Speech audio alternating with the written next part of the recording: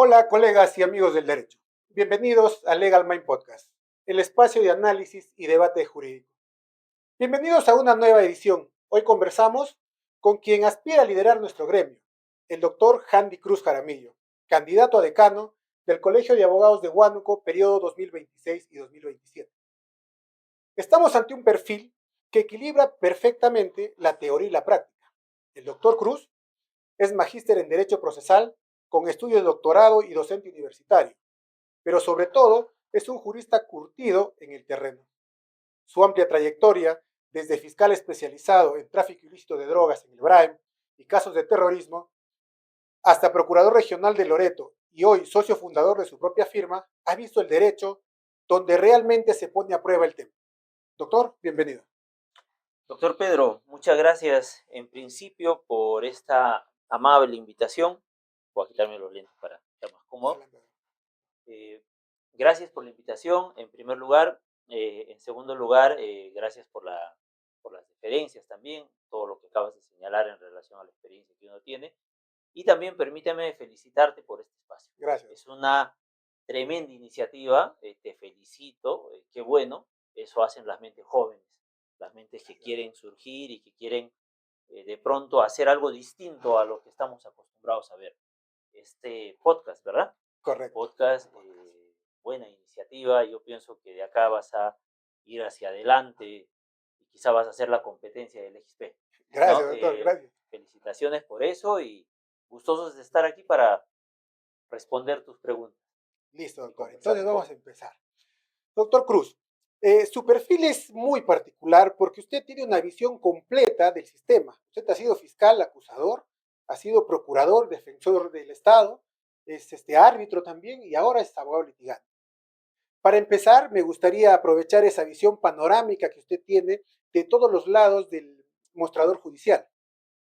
Desde esa línea, ¿cuál es técnicamente la carencia más grave que ha detectado en el ejercicio de la profesión hoy en día y qué propone su gestión para tratar de solucionarlo? Mira, interesante pregunta. Eh, Así como tú has iniciado un podcast, que estoy seguro va a dar mucho de qué hablar, yo siempre he pensado en esto, ¿no?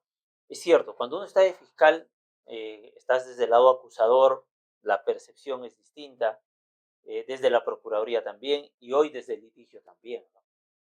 Pero nos hace falta, a través del Colegio Profesional de Abogados, una plataforma en donde las voces puedan ser escuchadas. No solo las voces de la defensa, sino también las voces del Ministerio Público, incluso la voz de la Judicatura. Eh, y te digo esto por lo siguiente, o quizá para ponerte un ejemplo. A nivel nacional tenemos LegisP, tenemos JurisP, por ejemplo, y hay casos emblemáticos que de pronto han sido sonados a nivel nacional, como este caso Cocteles, por ejemplo, ¿no? Pero se le ha dado la plataforma a los abogados litigantes a través del LegisP, por ejemplo, para hablar del tema. Jurídicamente, han expresado sus puntos de vista sobre las irregularidades o las deficiencias del Ministerio Público en la investigación, en la etapa de control, en el juzgamiento, etcétera. Y también le han dado tribuna a los fiscales del caso especial Abajat, quienes también han dado sus puntos de vista y han dicho que la defensa está equivocada, etcétera, etcétera. Pero se ha generado una plataforma de debate desde todos los ángulos. Y eso ha permitido que de pronto en el ciudadano se rompa esa imagen de casos mediáticos y que de pronto en el ciudadano queden nociones básicas como para entender un poco mejor al sistema de justicia. Hoy en día tú le preguntas a un ciudadano de a pie, ¿y qué piensas del caso Cocteles? Y te dicen, ah, bueno, se archivó porque estaban juzgando por hechos que no constituían delito a la fecha de su comisión, en términos sencillos, ¿no? O de pronto, quizá, para quienes defienden al Ministerio Público, un ciudadano de a pie te dice, el Tribunal Constitucional se abocó a una causa que todavía estaba pendiente de resolver en el Poder Judicial, ¿no? Un abogado te lo explicará ya más técnicamente. Yo he pensado mucho que desde el colegio podría generarse una plataforma de diálogo abierto, no sé si podría ser un podcast quizás, pero un espacio, una tribuna con un entrevistador acucioso, no un entrevistador que necesariamente quiera hacer sentir incómodo a a los entrevistados, pero sí por lo menos ahondar en los detalles, ¿no? A nivel regional han habido casos muy emblemáticos. Actualmente quien te habla, por ejemplo, está llevando un proceso penal en la ciudad de Ucayali, en donde estamos defendiendo a un exalcalde y a exfuncionarios de una municipalidad en Campo Verde. Han habido una serie de deficiencias a nivel de investigación preliminar, en el requerimiento de prisión preventiva. Particularmente yo he tenido que entablar una acción de habeas corpus, que actualmente está pendiente de resolverse en la sala. Eh, pero hemos generado todo un debate ahí, a partir, por ejemplo, de la sentencia del caso Betsy Chávez, ¿no? Entonces, situaciones así existen.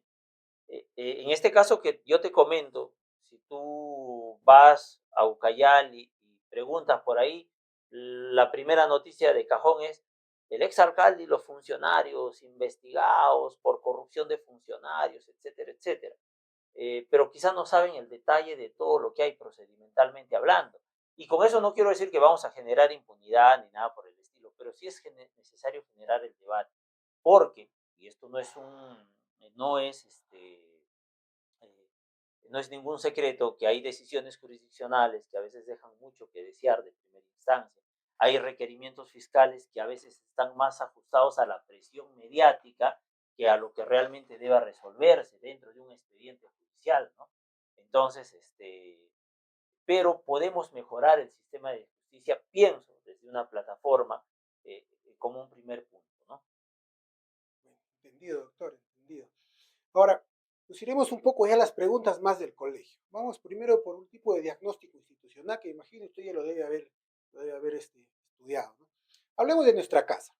Si hacemos un diagnóstico frío hoy mismo, ¿cuáles identifica usted como la carencia más crítica en nuestras instalaciones y en nuestro soporte digital? Empecemos por las instalaciones. Mira, el Centro Recreacional de Colpa Baja es un centro recreacional en donde diversas gestiones han hecho diversas obras, pero no existe un proyecto integral del centro de esparcimiento, ¿no? Se han hecho gras sintéticos, un par de gras sintéticos que sirve a los agremiados para sus campeonatos deportivos. Avanzas y al medio de la infraestructura tienes una piscina, que dicho sea de paso, la profundidad está más allá de lo permitido y por eso hasta ahora no funciona. Tenemos al fondo un auditorio, que incluso su construcción y su edificación está siendo materia de un arbitraje en este momento, por temas de infraestructura y de seguridad. Entonces, lo que yo veo, situacionalmente hablando, la infraestructura del centro recreacional de Colpa Baja requiere de un proyecto integral para empezar. No ha habido un proyecto integral ahí. Un diseño, es como cuando de pronto, Pedro, diseñas tu casa, ¿no? O sea, vas a construir tu casa y lo primero que haces es buscar un arquitecto, un ingeniero civil, que te planifiquen todo el sistema de la construcción. En Colpa Baja falta eso. Tenemos en Tingo María la sede de Chapajilla, que es un terreno grande, tengo entendido que es algo de 4 hectáreas. Yo estuve conversando con los agremiados de la localidad de Leoncio Prado y me decían, doctor, acá queremos un centro recreacional. Pero claro, hay que empezar por etapas. Primero el proyecto, ¿no? que obviamente va a implicar un costo. Ahora, en cuanto a construir todo el centro recreacional, sea en Leoncio Prado o incluso mejorar el de acá, va a implicar una ejecución por etapas, ¿no? De acuerdo a la disponibilidad presupuestal, de acuerdo a lo que se puede hacer. Eso en cuanto a infraestructura. Tenemos un auditorio aquí en 28 de julio, pero que está quedando bastante pequeño, ¿no? Entonces nos falta mente empresarial en el colegio. Cómo generar rentabilidad en la infraestructura, ¿no? Yo siempre me he preguntado lo siguiente: si Colpa Baja fuera, digamos, de una propiedad eminentemente privada, por ejemplo, si yo fuera el dueño de Colpa Baja, o si quizá tú fueras el dueño de Colpa Baja, quizá verías tremendo terreno y dijeras, bueno, acá le saco provecho, ¿no? Y lo hago y veo la forma de generar la mayor rentabilidad posible. Y lo mismo pienso, un colegio con mayor razón, con los ingresos que tiene el colegio, podría ser. Ahora, en cuanto a transformación digital, que hoy en día está bastante de boga la transformación digital, mira, yo siempre hago esta reflexión. Hemos tenido que esperar que pase una pandemia, para incorporar las audiencias virtuales, ¿no? Yo que vengo litigando años, tanto en la Procuraduría, en la Fiscalía y también como abogado independiente, eh, he tenido que subir muchas veces al penal de Potracancha, a quedarme en audiencias desde las 8 de la mañana hasta la 1 de la tarde, desde las 3 de la tarde hasta las 8 de la noche. Muchas veces se me cruzaban las audiencias y tenía que suspender otra, etcétera, movilizarse de un lado a otro, ¿no? Y esto pasaba a nivel nacional. Vino la pandemia y nos obligó a nivel de Estado tener que implementar las audiencias virtuales. ¿Y cuál es en todo caso, la experiencia o la reflexión? Es que podíamos haberlo hecho mucho antes, En otros países, tal vez. como en otros países. Y no lo hacíamos, simplemente a nivel de Estado no lo hacíamos. Tuvimos que esperar que algo nos azote, ¿no? Se genere una situación de emergencia para recién pensar en ello. Hoy en día tenemos la inteligencia artificial, tenemos las plataformas digitales. Dentro de nuestras propuestas nosotros hemos señalado, vamos a generar que las constancias, las papeletas, los certificados se realicen con firma electrónica y con un código QR, como lo hacen algunas entidades. He pensado también en generar una casilla electrónica por cada abogado, que es importantísimo para que el abogado no tenga que estar llamando al colegio a decirle cuántas cuotas debo, cuántas me faltan por pagar. Hoy en día tenemos una cuenta en el Banco Continental, llamamos al colegio y el colegio te dice, no tengo YAPE, no tengo PLIN, deposita la cuenta. Y si no tienes cuenta del Banco Continental, bueno, tienes que ir a ventanilla del banco a depositar, ¿no? Algunos colegas, y esto es una experiencia muy particular, un colega me decía, Handy, yo estuve en el norte postulando a un concurso público y había hecho un curso en el colegio, un diplomado. Y ese diplomado me ayudaba a subir mi puntaje, pero no lo había recogido. Llamé al colegio, pedí el diplomado, es decir, el diploma, pagué y el colegio me dijeron, bueno, te lo enviamos escaneado, ¿no?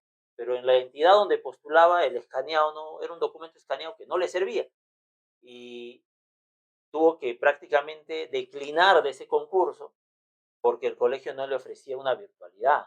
Quizá un diplomado con código QR, con una plataforma virtual que sea de fácil acceso para los agremiados y para las entidades si es que quieren verificar la autenticidad del documento, ¿no? Entonces, hoy en día los jóvenes, estimado doctor, que, que van abriendo sus estudios jurídicos, yo tengo un par de asistentes jóvenes en mi oficina, abogados, tienen meses de abogados, y me dicen, doctor, para hacer un escrito hay que utilizar la inteligencia artificial. Y mira, las facilidades de hoy en día, los abogados jóvenes te arman escritos, apelaciones, recursos con la inteligencia artificial. Y no es malo, no es malo hacerlo. Ahí está la información, ¿no? Entonces, este, tenemos que virtualizar el colegio, tenemos que tener la intención de digitalizar el colegio, ¿no? Los detalles de cómo hacerlo, cómo plantearlo, pueden haber muchos recursos, habrá expertos que manejen mejor el tema y a quienes tendremos que llamar, ¿no? Pero lo importante es tener la intención de hacerlo. Yo pienso que parte por ahí. Importante, doctor, porque entendiendo esa necesidad de conversar o compartirlo con gente de más experiencia ayudaría pues a ampliar los márgenes de mejora en todos estos temas. Entonces, para más o menos continuar esta pregunta ya, en términos de obras ya concretas, o sea, de que ya estamos pues, en una futura gestión, por ejemplo, ¿cuáles serían las construcciones o mejoras prioritarias que usted compromete o se compromete a iniciar en los primeros 12 meses? Mira, yo lo he dicho con los colegas de León Prado. Una de las primeras cosas que quiero hacer es el saneamiento físico legal del terreno de Chapají. En Santa Rosa de Chapají hay un terreno inmenso del Colegio de Abogados. Hay que hacer el saneamiento físico legal y hay que ver la posibilidad de hacer un proyecto integral. Y en el caso de aquí, del colegio del centro recreacional de Colpa Baja, también es necesario, antes de hacer algo ahí, hay que hacer un diseño integral del colegio, ¿no? Un centro recreacional, entiendo yo que tendrá que modificarse, reestructurarse, pero va a ser necesario primero hablarte de los dos proyectos. O sea, te hablo de los expedientes técnicos, Los perfiles. los perfiles, ¿no? siendo realistas, en unos primeros 12 meses. Decirte que en 2 años vamos a hacer un centro recreacional acá y otro en León Cifrado, también es mentirle a los colegas. Lo que sí te puedo decir es un perfil, un expediente técnico. Tú sabes muy bien que los expedientes técnicos tienen partidas, se ejecutan por partidas y finalmente ya para la ejecución, conforme a la disponibilidad presupuestal, se verá cómo vamos ejecutando por etapas. En la medida que podamos llegar a esos 2 años. Pero quien venga tendrá que continuar el trabajo, ¿no? Porque esa es la idea, esa es la idea. Entonces, pero pienso que no podemos poner un ladrillo, poner un fierro, como lo han venido haciendo, así, o sea, a rajatabla, donde caiga, donde se pueda. No, sino primero un diseño integral. Sí, porque si analizamos un poco, ¿no? No funciona nuestra oficina, no funcionan los bungalows del colegio de Colpas. Y si más no me equivoco, el centro de convenciones, de ponencias, también tiene problemas técnicos. Entonces, doctor, para complementar esta pregunta, si entendemos que muchos de usted también lo decía, la falta de presupuesto va a hacer que esto no sea viable en 1 o en 2 años, sino que en diferentes gestiones. Entonces, las ideas son excelentes, pero cuestan, necesitan un dinero. ¿Qué estrategia de gestión económica aplicaría para financiar estas obras? Sin poner en riesgo, obviamente, la caja económica que tiene el colegio. Mira, yo lo he dicho en campaña y tenemos un spot de esto. Eh, el centro del colegio, el colegio de abogados ya tiene un centro de arbitraje. Tiene un centro de arbitraje reconocido por el Ministerio de Justicia. O sea, la autorización para que funcione como tal. ¿Qué es lo que falta? Falta un reglamento de las tasas arbitrales. Falta un reglamento de cómo va a ser el proceso de arbitraje, o sea, el procedimiento en sí. Cada centro de arbitraje, y esto es por normativa, tenemos una ley que es la ley del arbitraje, eh, pero en esa ley te dicen básicamente el decreto legislativo 1071 te señala que cada centro de arbitraje deberá armar su reglamento respecto al procedimiento arbitral, ¿no? Y que la ley se aplica supletoriamente. Necesitamos un reglamento primero. Necesitamos las tasas arbitrales aprobadas, es decir, cuánto va a costar cada proceso de arbitraje. Necesitamos eh, las tasas de los honorarios arbitrales, es decir, cuánto va a cobrar el árbitro de acuerdo al proceso de arbitraje, cuántos van a ser sus honorarios, que por lo general siempre se establecen por porcentaje. Tenemos el INAPROF, que es un Instituto Nacional de Formación de Árbitros, que va a sacar la primera promoción de árbitros que se van a inscribir en el centro de arbitraje del Colegio de Abogados de Huánuco. Ahí vamos a tener una primera nómina de árbitros, ¿no? Implementar estos documentos de gestión para que el centro de arbitraje pueda funcionar. Pero aquí viene lo importante, estimado doctor. Es necesario amarrar los contratos de ejecución de obra, de bienes y de servicios con las entidades públicas, con el gobierno regional, con los gobiernos locales. La semana pasada visitaba a los amigos de la Procuraduría del Gobierno Regional y me comentaban, por ejemplo, doctor, en el gobierno regional tenemos un sinnúmero de arbitrajes, pero nosotros últimamente en nuestros contratos de ejecución de obra estamos señalando en la cláusula arbitral que los procesos de arbitraje se van a resolver en la Cámara de Comercio de Huánuco. ¿Y por qué en la Cámara de Comercio de Huánuco? Porque nos ofrece mayor garantía de imparcialidad. Porque ya tenemos experiencia, me cuentan los amigos de la Procuraduría, que cuando la cláusula es abierta, claro, el contratista se va a un centro de arbitraje que sea más afín a él para asegurar ganar el arbitraje, ¿no?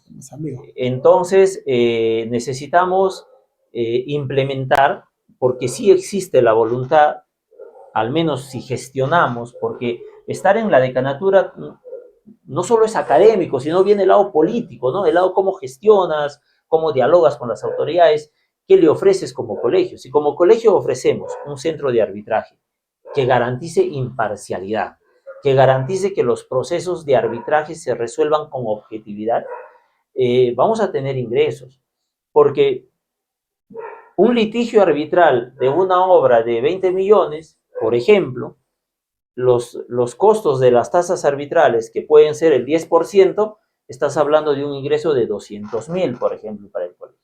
Y estás hablando de ingresos considerables para el colegio.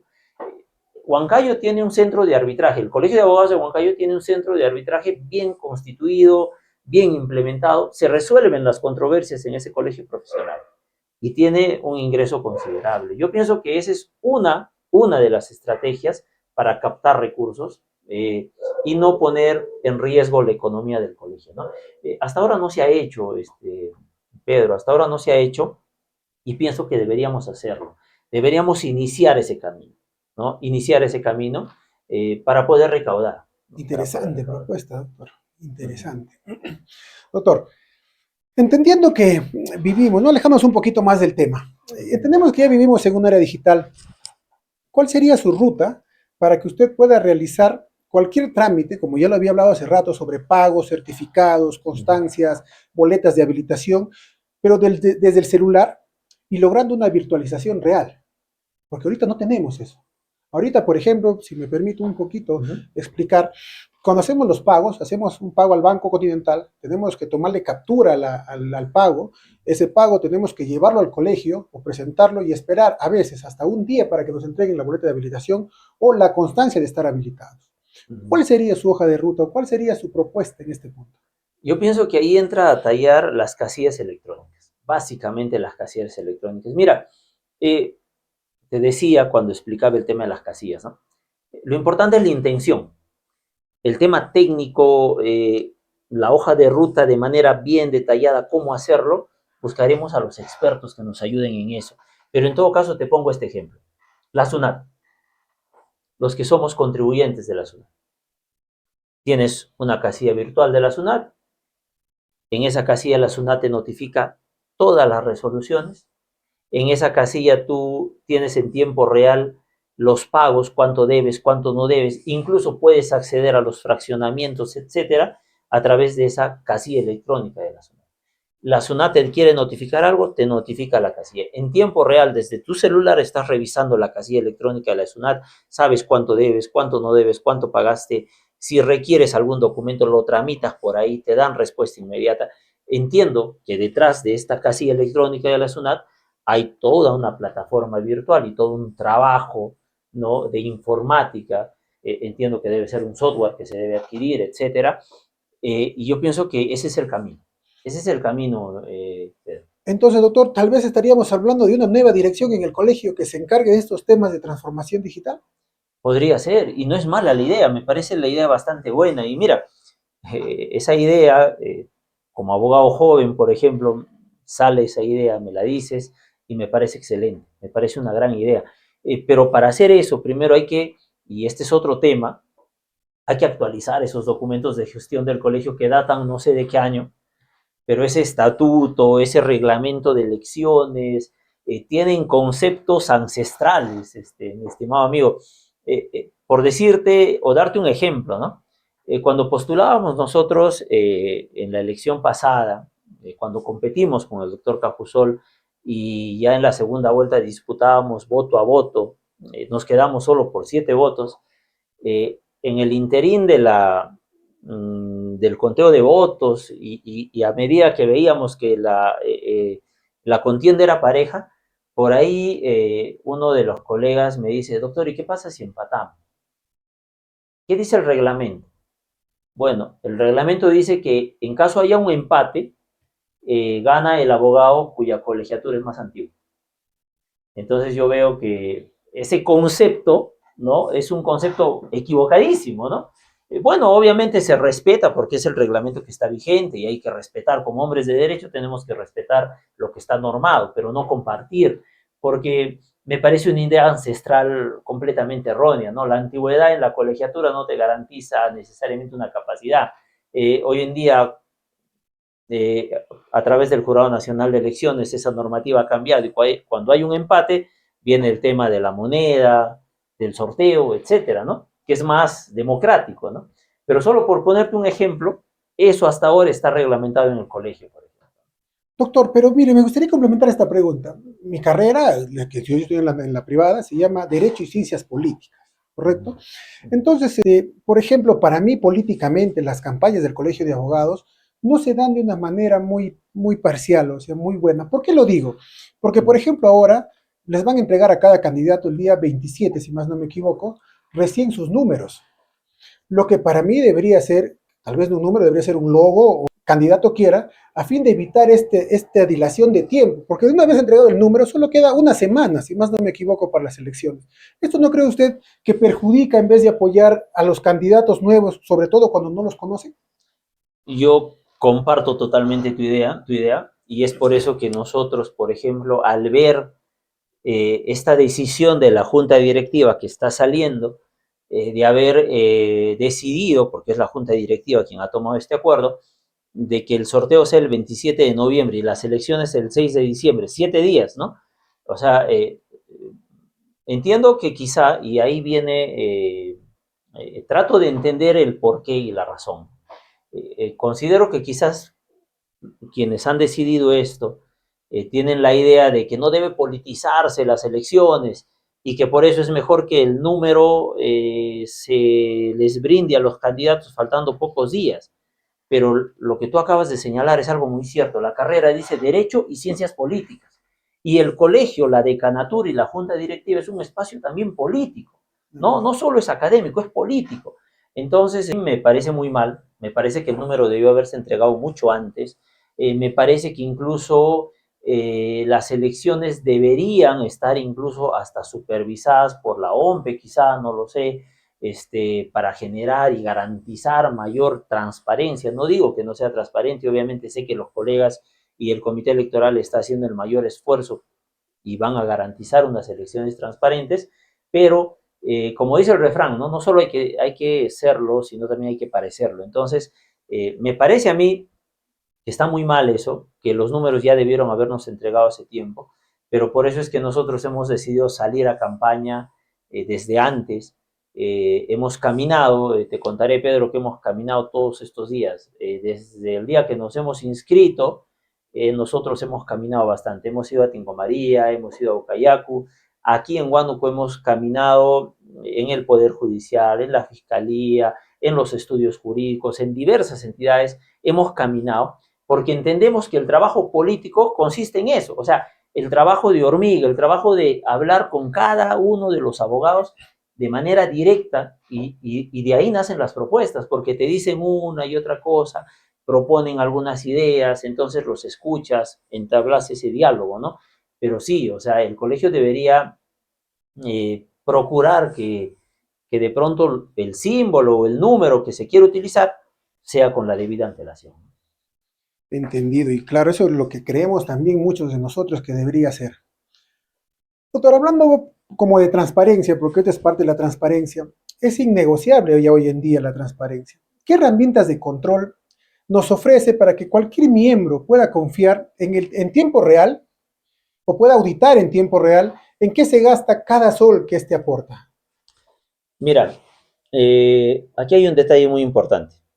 Hoy en día se llevan a cabo, el colegio convoca, y esto no es solo hablando de la gestión que sale, sino de las gestiones que han antecedido también.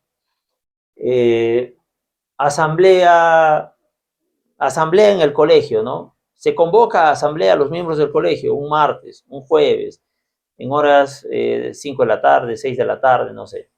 Eh, y se instala con quienes están y al final nadie sabe lo que pasó en la asamblea, ¿no? Y luego te enteras después, cuando ya te notifican, aprobaron una cuota extraordinaria, aprobaron aquello, etcétera. Yo propongo hacer públicas las asambleas a través de una plataforma virtual, hacer públicas las sesiones de la junta directiva, las sesiones de la asamblea, hacerlas públicas. Hoy en día, gracias a la virtualidad, y te voy a poner un ejemplo clarísimo, a nivel nacional, por ejemplo, para hablar de una entidad, lo que antes era el CNM, el Consejo Nacional de la Magistratura. Se entrevistaba a quienes querían ser fiscales, a quienes querían ser jueces, y los miembros del Consejo Nacional de la Magistratura les preguntaban, ¿y cómo se cocina un arroz con pato? Recordarás. ¿Y cómo se prepara? Usted es del norte, ¿no? ¿Y cómo se hace un arroz con pato? O dígame usted que es de la sierra, cómo se hace una pachamanca, etcétera. Preguntas que no venían al caso.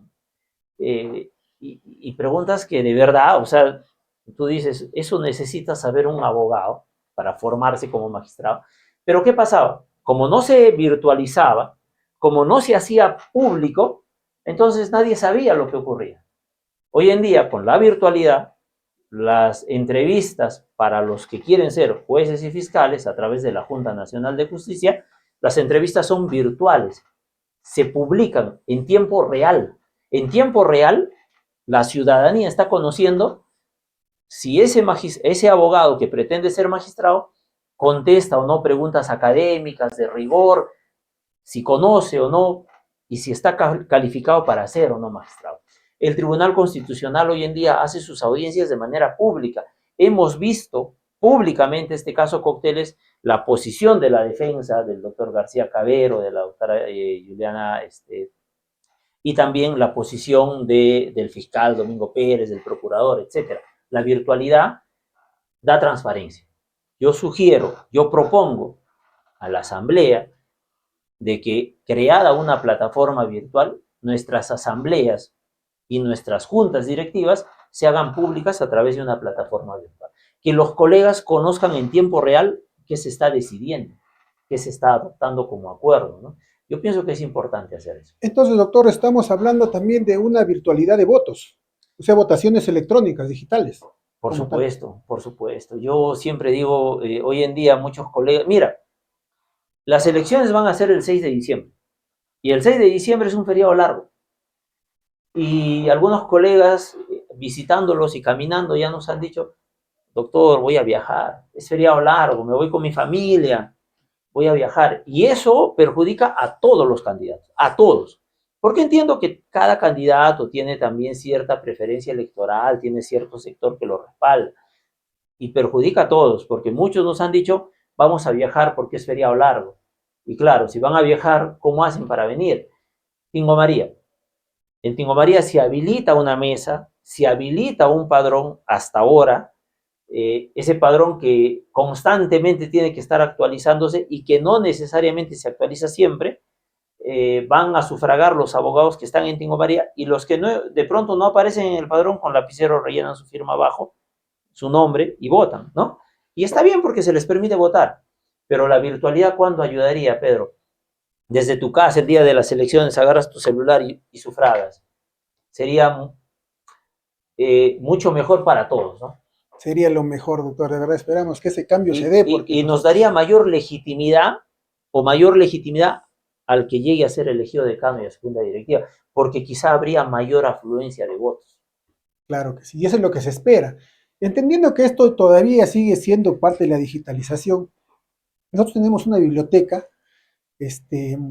que realmente está muy por debajo de los estándares que necesitamos nosotros como abogados. ¿Usted apostará por renovar esta biblioteca o se enfocará en suscripciones de grandes bases de datos jurídicas? No, mira, hay que actualizar esa biblioteca, pero hay que virtualizarla, porque Claro. los chicos hoy en día de las universidades viven la virtualidad más que nosotros. Y te voy a ser honesto en esto. Si tú estás en tu estudio jurídico, yo estoy en mi estudio jurídico, tengo varios casos, tengo una biblioteca detrás, ¿no? Hoy en día los libros vienen con código QR para que entres a las páginas. Muchas veces lo que hacemos los abogados, Pedro, es, bueno, hay un caso complicado, a ver, voy a revisar una sentencia y vas a LegisP y bajas de LegisP la jurisprudencia y estás en la virtualidad ahí. Y quizá tus libros ni los estás tocando, ¿no? Y estás en esa virtualidad. Y los chicos, los universitarios, hoy en día pues viven la tecnología con mucha más rapidez que nosotros, ¿no? Tenemos que ponernos a la vanguardia de las nuevas generaciones. Solo haciendo un paréntesis, mira, yo cuando era estudiante de Derecho, eh, yo asistí a la biblioteca del Colegio de Abogados, que en aquel entonces estaba abierta para los estudiantes. Uno como estudiante iba, rellenabas una ficha, te permitían pasar a la biblioteca, revisabas los libros y si querías un libro, te permitían que te lo llevaras y firmabas también ahí unos requisitos, dejabas el DNI y te llevabas el libro a tu casa, ¿no? Claro, eran otros tiempos, no estaba la virtualidad de por medio, pero a lo que voy es que en aquellos tiempos pese a que no teníamos virtualidad, del colegio había mayor acceso para los estudiantes. Hoy en día no sé si el colegio abrirá sus puertas a los estudiantes, no lo sé, pero en todo caso, estás hablando de estudiantes de esta generación, la generación Z, que antes de llenarse de libros en físico, prefieren una virtualidad en el celular o en una tablet, etcétera, ¿no? Y tenemos que ponernos a esa vanguardia. Importante. Entonces, entendiendo del alumnado también y que nosotros somos alumnos toda la vida, porque el abogado Así nunca es, deja de así estudiar, es, así es. entonces, a veces, por ejemplo, los cursos se sienten desconectados de la realidad. Son temas que son un poco irrelevantes para los litigantes, por ejemplo. ¿Qué giro le daría usted a la oferta académica para que realmente sirva al abogado en su litigio diario y no sea solo la teoría? Y sobre todo que ésta sea constante y accesible para todos. Mira, es importante básicamente establecer, ¿no? Eh, Conocer de los agremiados sus propuestas sobre qué desean capacitarse. Yo pienso que es importante eso. Ahora, particularmente yo estoy más en el ámbito penal y en el ámbito también de contrataciones con el Estado, ¿no? Pero debo entender también que hay colegas, hay estudiantes que de pronto se interesan más por el derecho civil, quizá por el derecho registral, por el derecho notarial. Habrá otros que de pronto tengan eh, otras expectativas, ¿no? Entonces, otras demandas, ¿no? La idea es ampliar la oferta académica a a las diversas ramas del derecho. He podido notar que el colegio ha estado capacitando bastante últimamente en derecho penal, derecho civil, pero por ejemplo falta, ¿no? Derecho tributario, derecho aduanero, Administrativo, tal vez, que es administrativo, muy ¿no? utilizado. Claro, entonces hay una gama de ofertas, ¿no? Que debemos estar ahí. Entendiendo ese punto, doctor, muchos de los convenios con las universidades quedan solo en papel en la foto. Ya lo hemos visto muchísimas veces. ¿Cómo serían efectivos estos acuerdos para que el abogado de a pie realmente obtenga los beneficios tangibles, como descuentos reales, certificaciones rápidas, entre otros? Bueno, habría que, primero, actualmente no sé si habrá convenios con la UDH y con la UNEVAL, ¿no? Pero también podríamos pensar en convenios con otras universidades a nivel nacional. Convenios quizá que impliquen algún descuento para los agremiados, ¿no? Por ejemplo, el Ministerio Público tiene descuentos, tuve conocimiento que tenía descuentos con la Universidad de San Martín, por ejemplo, para posgrado, ¿no? Para posgrado. Tenías que ser trabajador del Ministerio Público.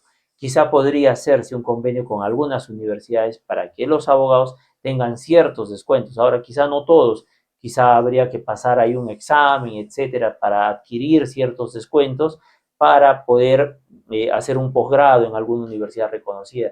Mira, visitando los estudios jurídicos, por ahí un abogado me planteó una idea que finalmente hay que escucharla y ver qué tanto podría sistematizarse, ¿no?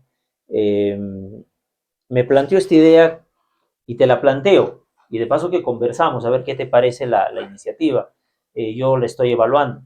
Me decía, doctor, si usted ofrece, por ejemplo, un concurso para hacer un posgrado, digamos, un cupo o dos cupos o tres cupos para que se haga un posgrado en la Universidad San Martín de Porres en Derecho Penal. Y le dice a sus agremiados, que son alrededor de 5.000, inscríbanse con 50 soles. Vamos a hacer un sorteo y los tres que resulten ganadores, un sorteo con un notario público y todo, los tres que resulten ganadores adquieren, adquieren ese posgrado de manera gratuita. Si hablas de 5.000 asociados a 50 soles cada uno, estás hablando de una cantidad bastante considerable, ¿no? Eh, Te da para pagar el diplomado del agremiado que ganó el concurso y lo otro para recaudar. Y aparte, ¿qué agremiado con 50 soles no quisiera rifársela para recibir un posgrado en una universidad de trayectoria, por así decirlo? Podría ser, es una idea que salió de un colega, me parece interesante y podríamos ver la manera de sistematizarla, no me Pero parece mal. justamente, doctor, una rifa sería excelente. Pues no estamos acostumbrados a comprar rifas para cualquier cosa, tal vez superflua.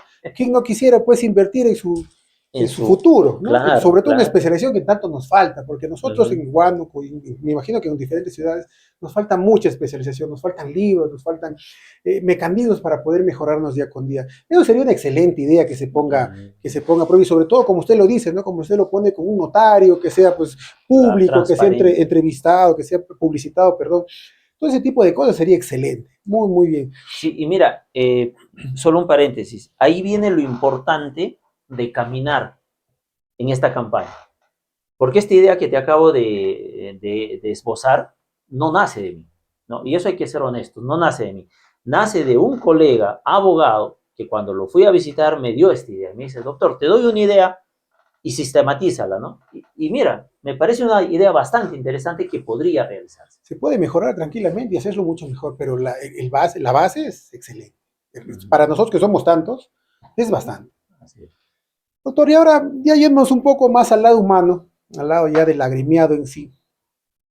¿Qué prestaciones sociales o servicios de salud y esparcimiento considera urgentes integrar para mejorar la calidad de vida del colegiado y su familia? Entendiendo, por ejemplo, como primer punto, que nuestro complejo en Colpas no funciona.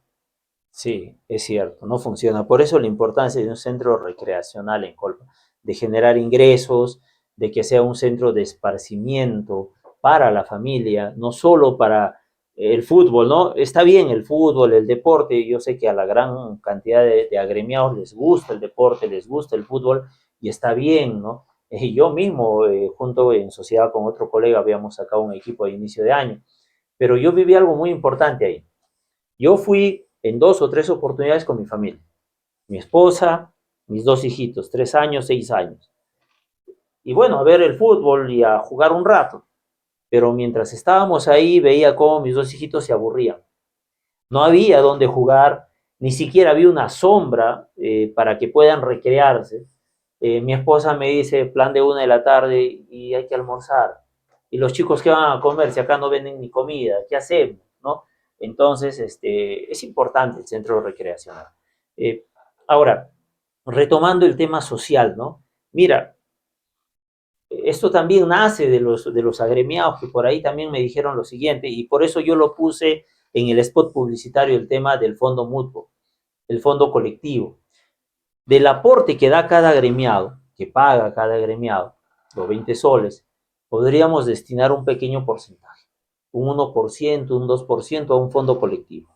Ese fondo colectivo podríamos generar rentabilidad a través de una entidad financiera y ese fondo colectivo podría servir para situaciones de emergencia, para situaciones de salud, para pagar un seguro quizá, o quizá como una especie hasta de un incentivo al momento que el abogado litigante se retira, porque el gran sector desprotegido es el abogado litigante, ¿no? Los abogados que trabajan en el Ministerio Público, que trabajan en el Poder Judicial, tienen un seguro, tienen una pensión, se jubilan y tienen una remuneración o una pensión que les permite vivir sus últimos años.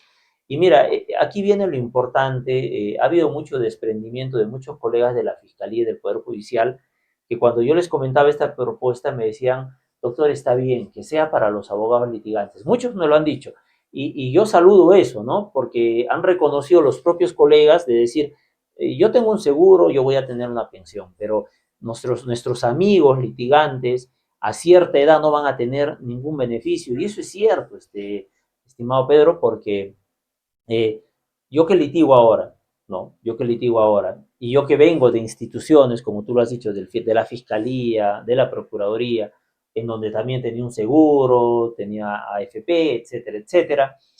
Hoy en día yo tengo esas rentabilidades de seguro, AFP, porque las pago de manera independiente, ¿no? Pero el litigio es bien volátil y tú sabes que mientras estemos jóvenes, bueno, tenemos la posibilidad de litigar, de defender, estamos al día a día, los clientes te contratan, pero va a llegar una edad en la que ya tu reacción no es la misma y donde los jóvenes, que hoy son tus alumnos, que hoy son tus practicantes, van a estar en la vanguardia y van a estar mucho más actualizados que uno, manejando los sistemas digitales y virtuales mejor que uno, y necesariamente vamos a pasar al otro lado, ¿no? Nos va a pasar lo que quizá con nosotros. nuestros colegas de mayor edad, cuando nosotros éramos estudiantes, o cuando yo era estudiante, manejaban pues la máquina de escribir, ¿no? Y los abogados ya de más avanzada edad, cuando se van retirando, estaban con la máquina de escribir, llegamos nosotros con la computadora, la laptop, ¿no? Ya los vas desfasando. El doctor Marín. El doctor Marín, el doctor Marín, tan conocido, ¿no? El doctor Eguávil, Espinosa Eguávil, tantos abogados de antaño reconocidos. Y ya vendrán los jóvenes utilizando la inteligencia artificial, utilizando las redes sociales, utilizando una serie de plataformas que valgan verdades. Ya se va sintiendo incluso que van a manejar la virtualidad mucho mejor que nosotros. ¿Qué haces con los abogados litigantes, Pedro? Hay que darles un seguro, hay que ver la forma. Yo he pensado en un fondo colectivo, he pensado en un fondo mutuo que le genere rentabilidad. Tenemos que pensar como empresa también. ¿Por qué no? En el sector de los profesores tienes la derrama magisterial que funciona hasta como una entidad financiera que hasta préstamos les da a los docentes, ¿no? Un colegio profesional, ¿por qué no pensar a ese nivel, ¿no? Como empresa? Yo pienso que sí podemos hacerlo. En realidad, pues no, es un gestor de servicios. Es decir, un decano viene a ser un administrador de recursos. Así es. Tal cual.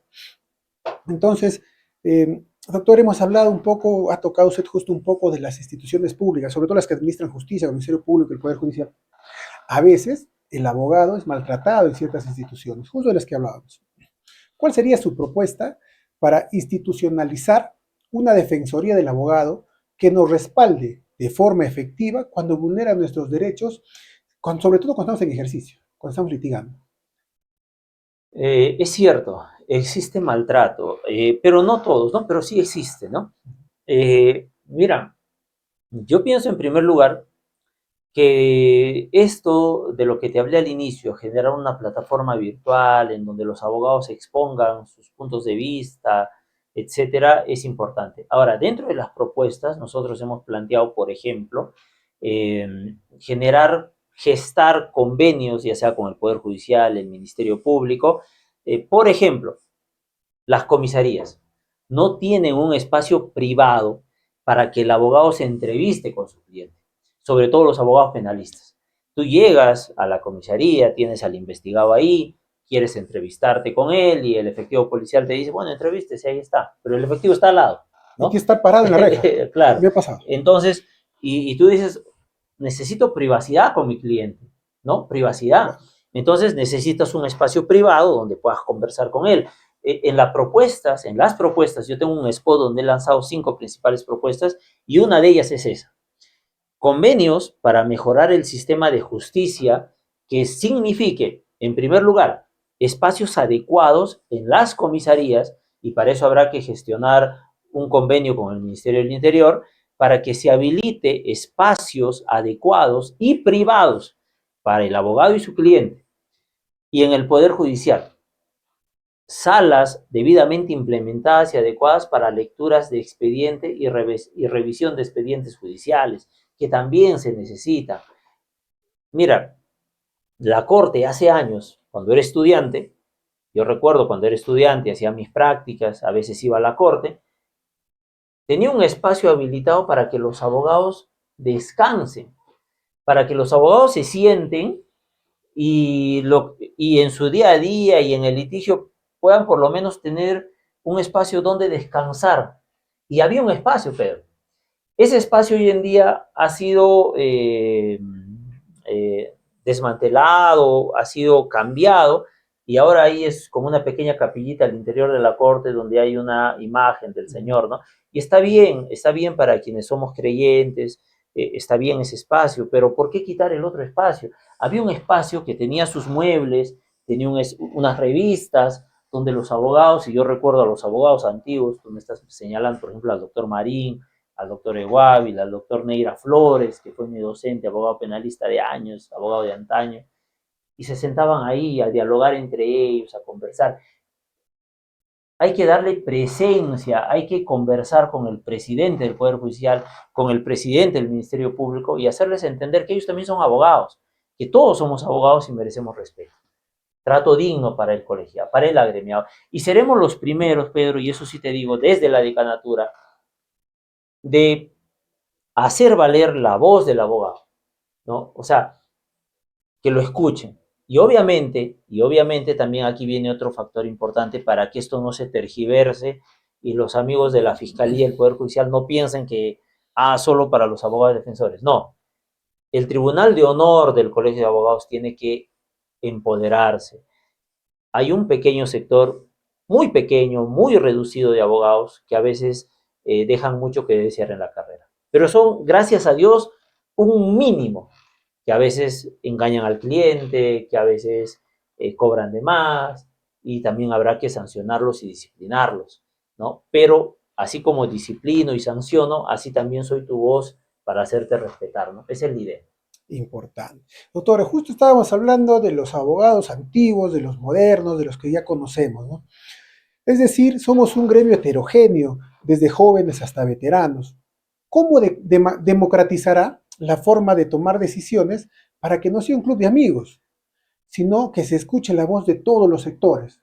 Ya más o menos usted nos estaba explicando un poco, Sí, pero sí. ¿cómo haría esta parte en específico? Muchos nos sentimos que no tenemos voz en el colegio. Por ejemplo, para hacer un pequeño contexto, en algunas de las subidas de pagos, de mensualidades, se dieron extraordinarias sin que voten todos. Yo estando en la reunión virtual que se hizo, votamos, pero mi voto al menos no fue considerado porque no marcaba la lista. ¿Cómo usted plantearía cambiar esta situación que a muchos o a una gran mayoría que no estamos a veces tan cerca del colegio nos afecta? Mira, ahí viene el tema que ya iba mencionando, ¿no? El tema de hacer públicas las sesiones y las asambleas. Pero pasa esto, es cierto, o sea, el colegio tiene una asamblea y dice, los que deseen, conéctense virtual y aquí está el link.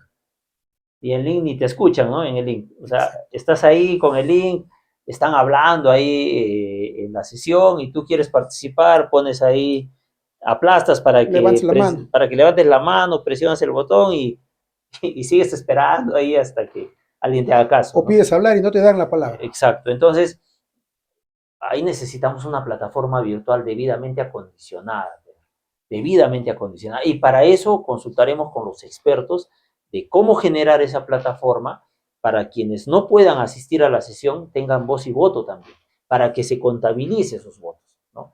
Porque tú lo has dicho muy bien, somos un sector bastante heterogéneo y al ser heterogéneos es necesario democratizarlo. Entonces, habrán posturas en donde quizás los jóvenes, los abogados que recién empiezan, gane de pronto sus propuestas, lo que ellos, sus iniciativas de pronto se respeten más. Habrá otras en las que quizás los más veteranos, los más antiguos puedan hacer imponer su voz, pero a través del voto, pues, y el voto electrónico, ¿no? Pero para eso se requiere una plataforma. Mira, necesitamos un sistema informático en el colegio que se implemente. Y para eso necesitamos la voz de un experto, un perfil de profesionales que nos ayuden en eso. Necesitamos eso con urgencia, no lo tenemos. Yo como abogado no podría decir cómo hacerlo con exactitud, no manejo el tema, voy a ser honesto en eso, pero la voluntad está, que es lo más importante. La decisión de hacerlo es lo que manda finalmente. Importante, doctor. Cuente con nosotros para cualquier apoyo en ese tipo de áreas. Doctor, por ejemplo, en relación con el sistema de justicia, Uh -huh. si mañana tuviera una reunión de alto nivel con la presidencia de la Corte, la Fiscalía, como ya lo había conversado usted hace un momento, por ejemplo, ¿cuáles serían los 3 puntos innegociables que pondría sobre la mesa para destrabar la administración de justicia? Lo que pondría ya.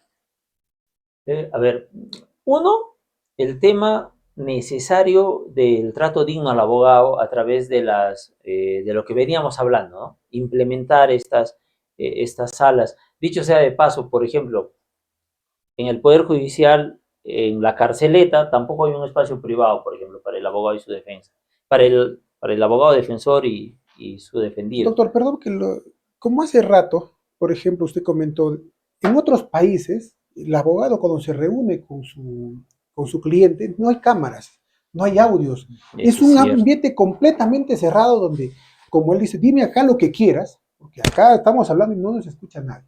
Así Eso es. realmente es lo que necesitamos entonces. Sí, y ese es un punto innegociable. Yo pienso que ese es un punto innegociable. Y mira, no es solo pensando en el abogado, más allá del abogado es pensando en el ciudadano que está siendo investigado. Si queremos que la ciudadanía recobre confianza en el sistema de justicia, Pedro, tenemos que verlo desde ese punto de vista, ¿no? Hay casos y casos. Hay casos que ameritan una investigación fiscal y hay otros que no.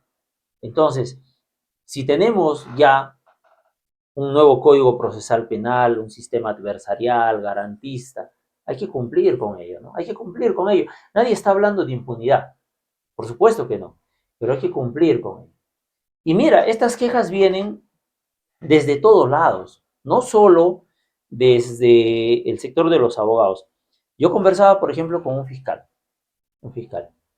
y me decía, doctor, me decía, te vamos a apoyar para el colegio, pero hay un punto álgido que yo quisiera que desde el colegio también gestiones. Y me decía algo muy interesante. Cuando tenemos detenidos, flagrancia delictiva, 48 horas, se nos vence el plazo, un sábado, un domingo, y queremos poner ya al detenido a disposición del juzgado, quien nos recepciona al detenido es el especialista judicial. Es el especialista. Quien te recepciona, te sella, y con ese sello y con esa recepción, con un oficio, lo internan al detenido al calabozo, a la carceleta judicial. Mira, me lo dice un fiscal, ¿eh? No me lo dice un abogado. Y me dice, a mí me incomoda que yo de fiscal estoy prácticamente sacrificando mi sábado, mi domingo, llevando a mi detenido, etcétera. El pobre especialista también sacrificando, pero el magistrado no está.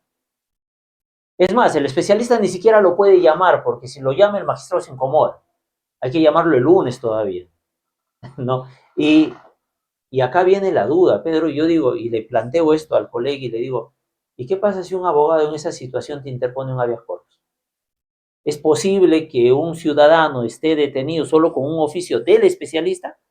Cuando el Código Procesal Penal te dice, te pongo a disposición y entiéndase que en ese momento debes elaborar la resolución judicial que ya programa fecha dentro de las 48 horas para la audiencia de prisión preventiva.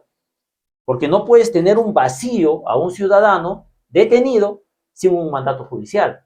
Entonces, y esto es una queja que viene del Ministerio Público, por ejemplo. Pero desde el lado del abogado, por ejemplo, también está el famoso término de la distancia. Tuve un cliente que lo capturaron, tenía una orden, más o menos por Tingo, Ya. y llegó acá en 2 días, porque la policía lo demoró allá, y acá se demoró en la carceleta como 2 o 3 días más. Estamos hablando de casi 5 días. No había forma de poder hacer nada. O sea, ¿a qué nos referimos con no hacer nada? Pues incluso presentando el habeas corpus, no fue resuelto en el momento. Lo resolvieron después. Pasa, pasa. Entonces, ya de nada nos servía, así sea positivo o negativo, cuando ya el cliente ya estaba afuera. Era por Claro. un tema de alimentos, de omisión, por asistencia familiar. Interesante, ¿ves? Quizá hay un habeas corpus innovativo, ¿no? Para que no se vuelvan a repetir situaciones de esa naturaleza. Pero si te das cuenta, las quejas no solo vienen desde la defensa, mira lo que te acabo de contar hasta de la propia fiscalía, ¿no? Tenemos que comprometernos todos en mejorar el sistema de justicia. Excelente. Doctor, y por ejemplo, hablando un poco de tanto la fiscalía, del litigante, también hay un aspecto muy importante en nosotros los litigantes. Es una queja muy recurrente de los litigantes que la calidad de las sentencias en primera instancia a veces deja mucho que desear, ¿no? Y se corrige recién en la sala, en el superior. ¿Cómo puede el colegio intervenir en situaciones que analíticamente puede demostrar?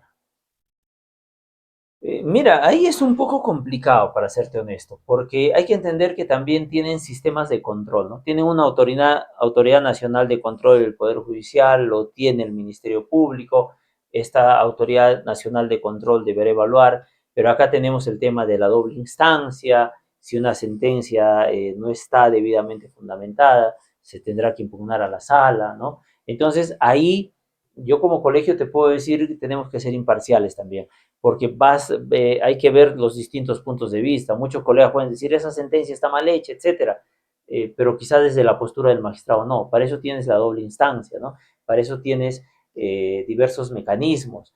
Ahora, lo que sí es cierto es que, por ejemplo, muchas veces ocurre que a nivel judicial, a nivel fiscal, muchas veces se tira la pelota como para que lo resuelva el superior mejor, ¿no? Y creo que eso debe cambiar. Pero considero, Pedro, que ahí es más ya un tema de litigio como abogado, cómo cuestionas, cómo planteas, cómo evidencias que una resolución judicial está mal elaborada, si es que lo está, para que sea el superior quien lo resuelva, ¿no? Entonces, ahí decirte, vamos a poner un mecanismo de control, quizá podría ser, quizá lo que hacía antes el colegio, que era la evaluación a los magistrados, fiscales y jueces. Y esa evaluación la remitían a lo que era antes el Consejo Nacional de la Magistratura. Esa evaluación podría remitirse a la Junta Nacional de Justicia. Pero para ello también eh, eh, hay que tener en cuenta de que tendríamos que tener mucho cuidado en que los abogados, los colegas, sean objetivos al evaluar a los magistrados. Porque si no también los estás exponiendo a los magistrados a una evaluación que quizá no siempre es objetiva, ¿no? Entonces, ese podría ser una forma de establecer cierto mecanismo de control, ¿no?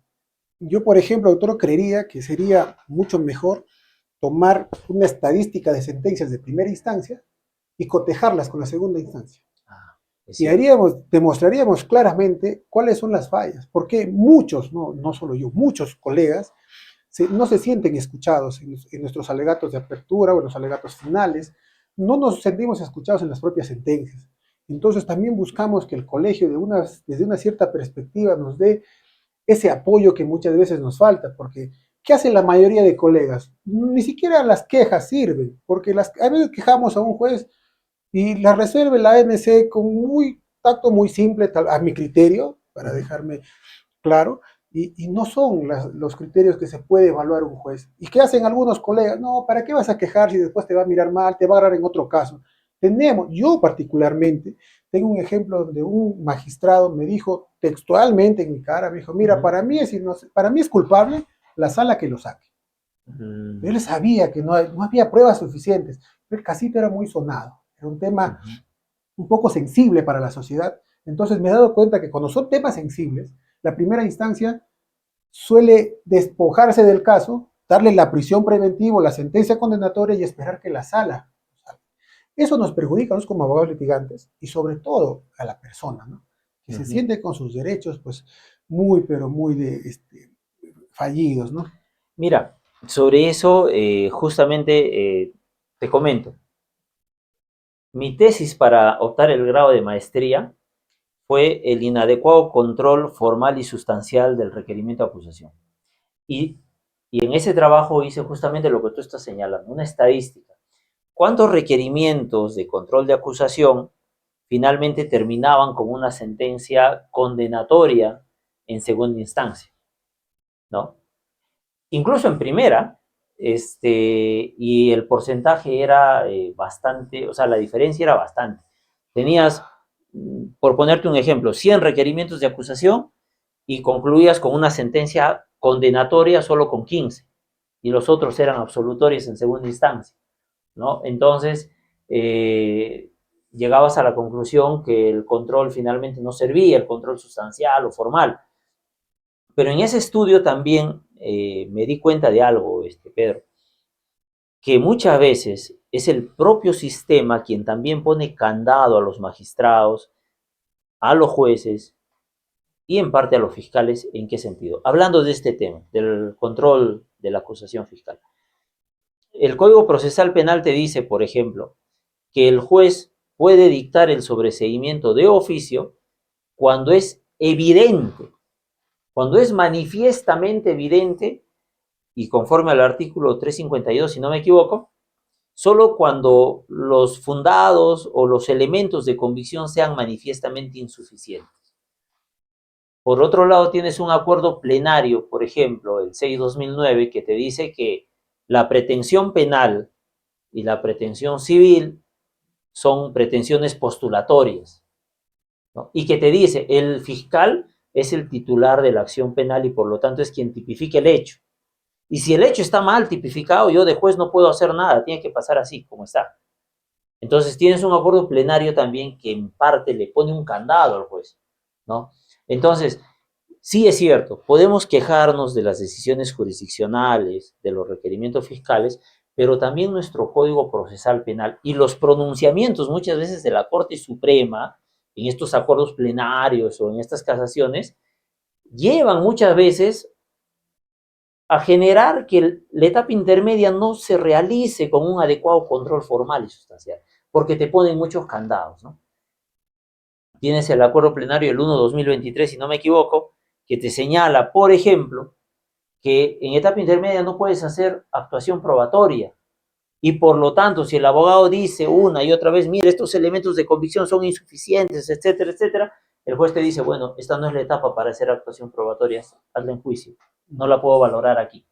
Entonces también hay candados desde la propia Corte Suprema, desde el propio Código Procesal Penal que tiene ciertos rasgos inquisitivos todavía, ¿no? Y que no permiten. Pero para cerrar este tema te diré lo siguiente. En base a la estadística que tú me señalas, que es importantísima, viene lo otro que mencioné al inicio. Cuando tú generas un podcast como el que tú ahora estás iniciando y estoy seguro que vas a dar mucho de qué hablar con este podcast, Gracias. si desde el colegio se genera esto, puedes hacer que los casos mediáticos de pronto se abran a la opinión pública. Que lo mediático de pronto entre al análisis para la ciudadanía en común.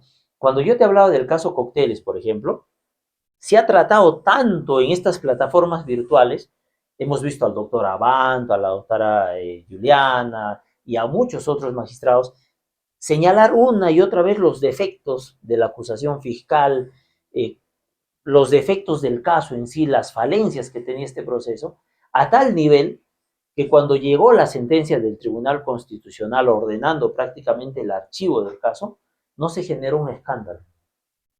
No hubo un escándalo en la prensa. ¿Y por qué no hubo ese escándalo en la prensa? Porque el caso que era mediático se trató tanto, se rebuscó tanto a nivel jurídico, que esto trascendió a nivel de la prensa, que al final hizo que el tema no sea tan escandaloso. Eso de lo escandaloso que es lo que finalmente los jueces y fiscales tanto temen a veces, ¿no? Sí, doctor, Ajá. siempre. Entonces ya para cerrar también esta parte, lamentablemente, ¿no? La sociedad a veces mira con mucha desconfianza a nosotros los abogados. ¿Usted tiene planeada alguna campaña de impacto o de reforma ética que tanto nos falta para limpiar y dignificar la imagen del abogado frente a la ciudadanía? Implementar el Tribunal de Honor. Implementar el tribunal. Mira, en el reglamento está, en el reglamento, en el estatuto del colegio está normado el tema del tribunal. Pero, ¿qué tanto sanciona realmente este tribunal a los malos abogados? Gracias a Dios, Pedro, creo que es un mínimo sector, son muy poquísimos, pero ese pequeño sector, ese pequeño número tan reducido, a veces por sus mala praxis o por su mal actuar, genera una mala imagen para los buenos profesionales. Yo estoy seguro que la gran mayoría de profesionales ejercen la carrera de manera digna. Cumplen con sus clientes, tratan de cumplir, litigan, defienden por esas causas, ¿no? Justas. Eh, y hay un pequeño número que a veces estafa al cliente, que a veces le pide dinero, que a veces utiliza el nombre del magistrado falsamente, se aprovechan y estafan. Y a veces existen quejas de esos ciudadanos al interior del colegio y no hay sanciones. No hay alguien que los sancione como debe ser. Y de eso también se quejan muchas veces los magistrados, los jueces, los fiscales. Dicen, yo mandé copias del actuar del juez al colegio de abogados y quedó en nada. ¿Qué hizo el colegio? Entonces, quieres limpiar la imagen del colegio, hay que limpiarlo por ese lado, ¿no? Que yo pienso que finalmente ese pequeño número muy reducido, poniendo sanciones drásticas como deben ser, vas a limpiar la imagen de la mayoría y eso va a generar mayor confianza en la población. Importante, eso sería lo mejor que tal vez se podría hacer en el corto tiempo. Hace rato, hace un momento, Usted comentábamos sobre el estatuto, que era muy antiguo, que hace Ujú. falta un tipo de reforma. ¿Existe algún artículo actual que usted considere obsoleto o nocivo, tal vez, que derogaría o modificaría inmediatamente, tal vez en la primera sesión extraordinaria como decano, en su eventual... Mira, una modificación directa de un artículo creo que no. Creo que si queremos hacer reformas hay que hacerlas de forma integral. No sirve modificar un artículo, no, modifiquemos lo que se tenga que modificar. ¿Plantearía usted un tipo, por así decirlo, de referéndum entre todos los abogados para ver qué partes necesitamos cambiar o qué tenemos que cambiar urgentemente?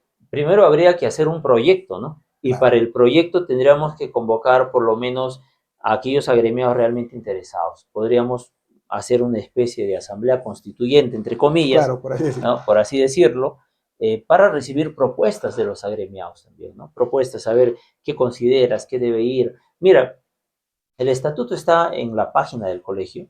El colegio tiene una página, ¿no? Una Escaneado. página que, sí, que dicho sea de paso, no es casi nada activa, ¿no? Ahí está escaneado el estatuto, el reglamento, ¿no? Pero hace falta una página mucho más proactiva, mucho más activa y poner a la consideración de los colegas, ¿no? Por ejemplo, tú me acabas de hablar algo importante, una dirección de plataforma virtual o una dirección de Transformación informática, digital. transformación digital, por ejemplo, eh, que podría ir en el estatuto, ¿no? Que es necesario, ¿no? Por ejemplo, Tingo María está creciendo, tiene alrededor de 200 abogados. La Asociación de Tingo María de Leoncio Prado quiere tener un estatuto también. Quizá podría, dentro del estatuto, generarse un capítulo para la formación y la composición de la Asociación de Abogados de Leoncio Prado, ¿no? En Leoncio Prado ha habido mucho abandono del colegio, te voy a contar. Yo cuando era fiscal en Leoncio Prado, la Asociación de Abogados tenía mucha más presencia, muchísima más presencia. Y gracias a la Asociación de Abogados es que se crea la sala descentralizada en Tinco María. Los abogados la generan. Los abogados de la asociación tuvieron que viajar a Huánuco a exigirle al presidente de la corte de aquel entonces que se gestione la creación de la sala mixta en Tingo María y se generó. Los abogados de Leoncio Prado generaron con sus gestiones, mira, al margen del colegio, con sus gestiones generaron que se implemente o empiece a funcionar el CISAG de Castillo Grande. Entonces, yo ahora último estuve conversando con ellos y me decían, doctor, con los años ha ido perdiendo presencia la asociación, porque no hemos tenido un respaldo del Colegio de Abogados de Guam, ¿no? Entonces es importante, pero para eso es importante actualizar los documentos de gestión. Por eso yo te hablaba reformas integrales, más allá de un artículo en particular, hay que hacer reformas completas. Muy bien. Doctor, seamos muy francos, ¿no? Hablemos un poco, ya que hemos hablado de la ética y sobre todo lo político, porque esto es un ambiente también político. Muchos usan el decanato como un trampolín político. ¿Qué garantía moral o qué candado legal nos da para que su gestión sea 100% gremialista y no una plataforma para aspiraciones personales futuras? Mira, la mayor garantía creo que es mi pasión por el litigio. Yo soy abogado litigante. Como todo profesional, tengo aspiraciones personales y mi aspiración personal es crecer dentro del litigio independiente, ¿no? Hacerme más conocido, reconocimiento mayor, pero sobre todo mi vocación es el litigio, ¿no? Entonces yo no tengo esas aspiraciones.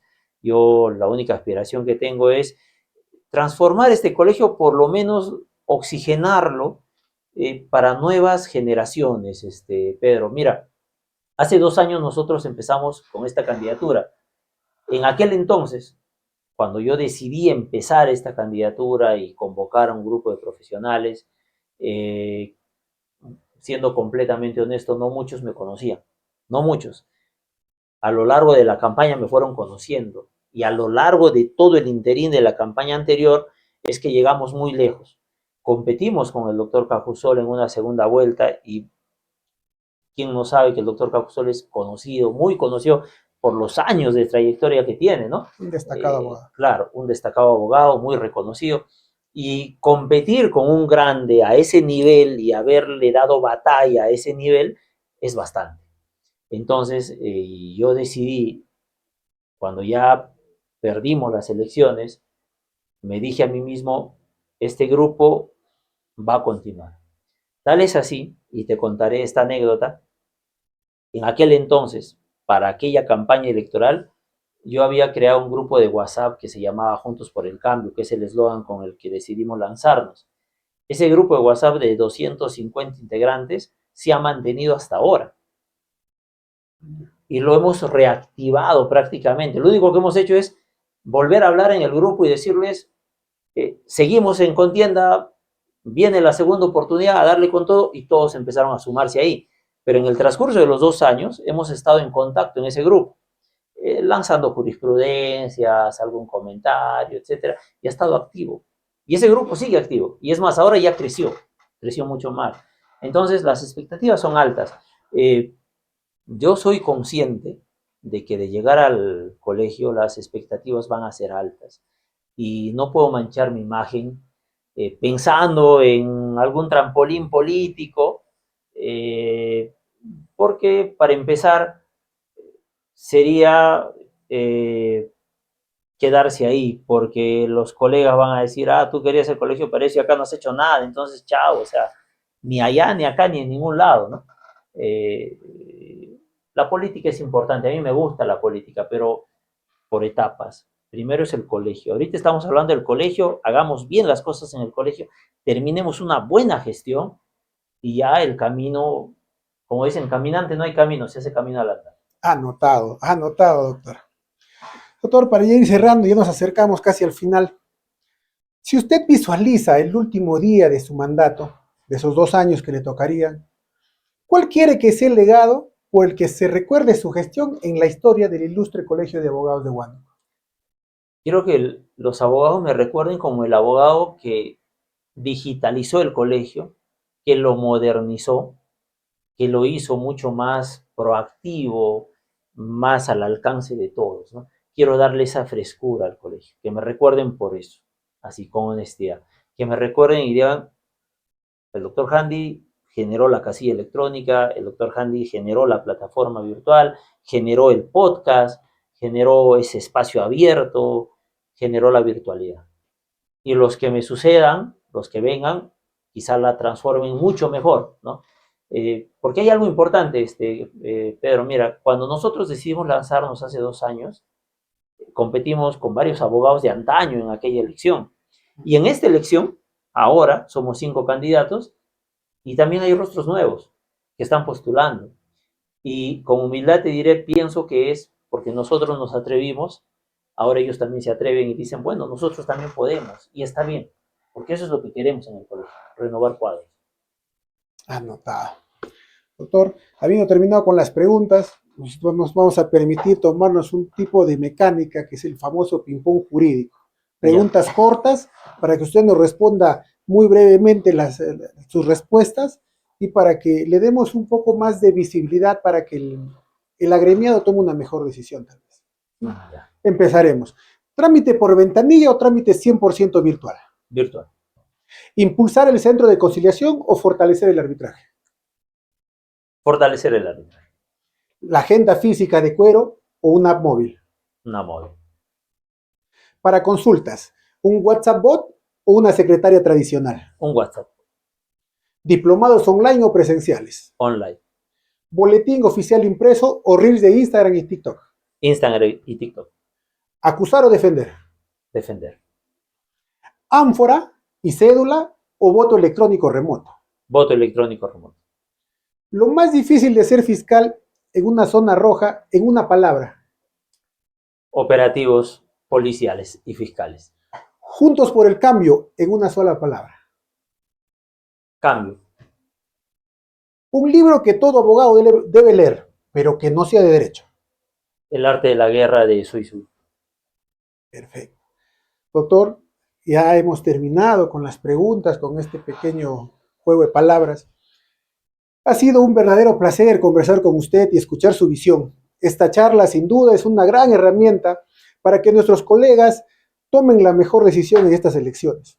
Antes de cerrar el micrófono, ¿cuáles son esas últimas palabras clave que quiere dejarles a los agremiados y por qué deberían darle su voto este 6 de diciembre.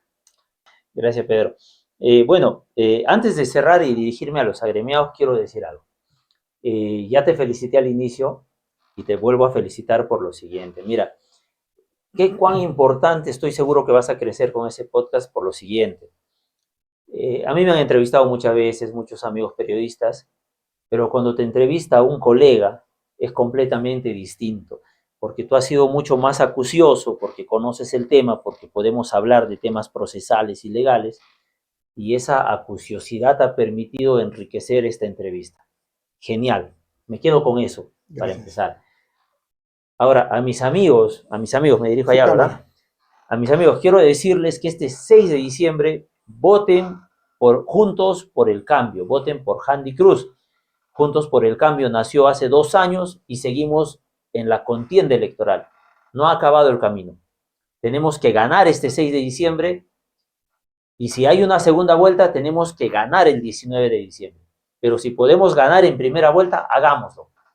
He caminado con ustedes de la mano y quiero llegar al Colegio de Abogados, a la Junta Directiva, al decanato, para transformar el colegio. Un abrazo. Gracias, doctor. Igualmente, doctor.